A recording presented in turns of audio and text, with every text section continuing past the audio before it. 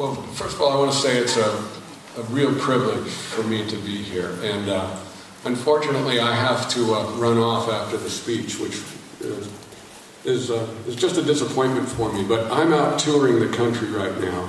Over 80 days, I'm visiting 62 cities. I'm traveling on a bus for 18,000 miles to make children living outside of parental care a relevant social issue.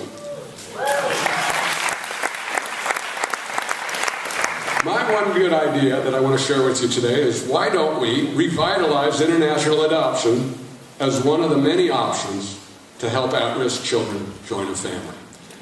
Now I have 6 minutes and 20 seconds left, and I'm going to give you 7 numbers that don't add up. The numbers are 8, 28,000, 33, 900,000, 8,668, 130,161, and 1. 8 years. International adoption has declined every year for 8 straight years. I ask you to name one other thing that has fallen sequentially for an 8 straight year period. The average international adoption, not counting travel, today costs $28,000. To determine eligibility of the child and of a family, the current process takes 33 months. Today, it's estimated by some studies that there are over 900,000 families in this country at any given time who would consider adopting a child.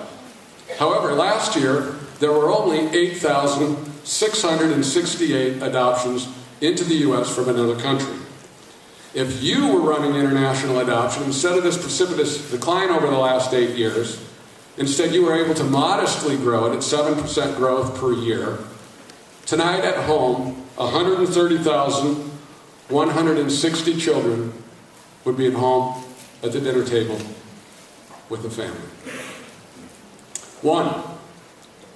We're going to see lots of bar charts and graphs over the next few days, and the numbers are enormous. 140 million, 10 million, the millions and millions of kids who are at risk and have need our help is vast. It's almost overwhelming. But I think if we look at it as one, how do we serve that one child?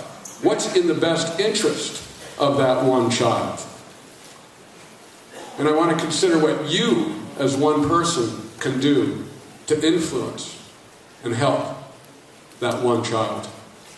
So, I'm going to give you 7 things now to consider. Not that we should need anything else to consider relative to having the motivation to revitalize international adoption as one tool of many, many tools to serve at-risk children. But here's 7 things we should consider as well. 1, we have the scientific evidence. It proves that a child is far better off in the confines of a permanent, loving, safe family. We also realize this is a human rights issue. Every child does have a basic human right to a family, irrespective of where that family resides. Another thing we should consider is that diversity is a human and cultural asset, not a liability. What made this country great is we embrace diversity. Cultural segregation is a long-term social liability. 53.4% of Americans say parents who adopt a child tend to be more responsible than those parents who produce a child biologically. But that's new news to you. Most Americans believe international adoption is on the rise. In fact, 8 out of 10 Americans believe international adoption is on the rise.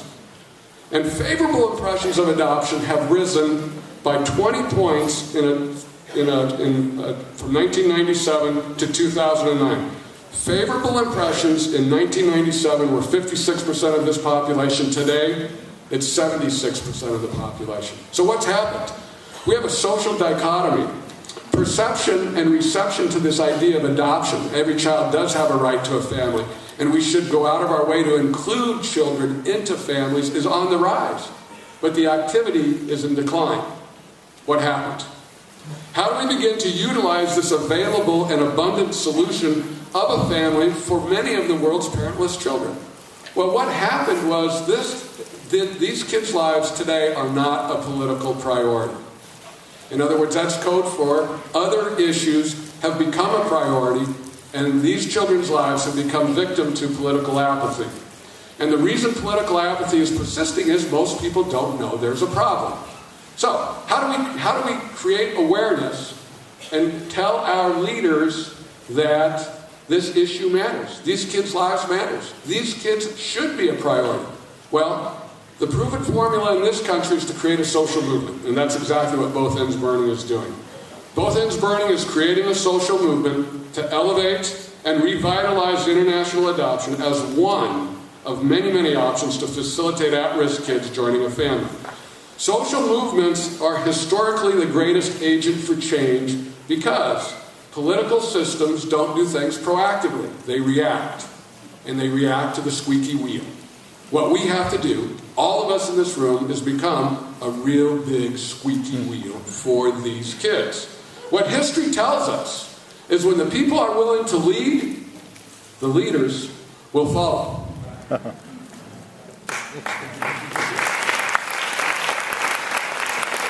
So, every movement needs a vision, leadership, money, lots of money, and sustainability and endurance. This wall is not going to come down with one swing of the bat.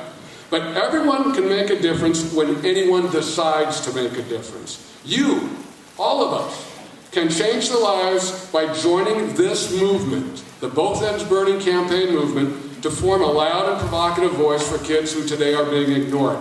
Simply go to bothendsburning.org. Help us humanize this issue.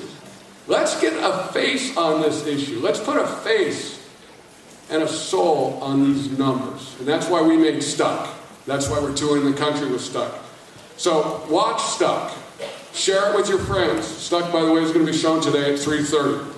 Join us for the Step Forward for Orphans March on Friday, May 17th, where we'll deliver the petition that our film asks you to sign on May 17th. Movements do work. They have life cycles, but they're not created out of thin air. It takes people like you and I to create them. Thank you very much.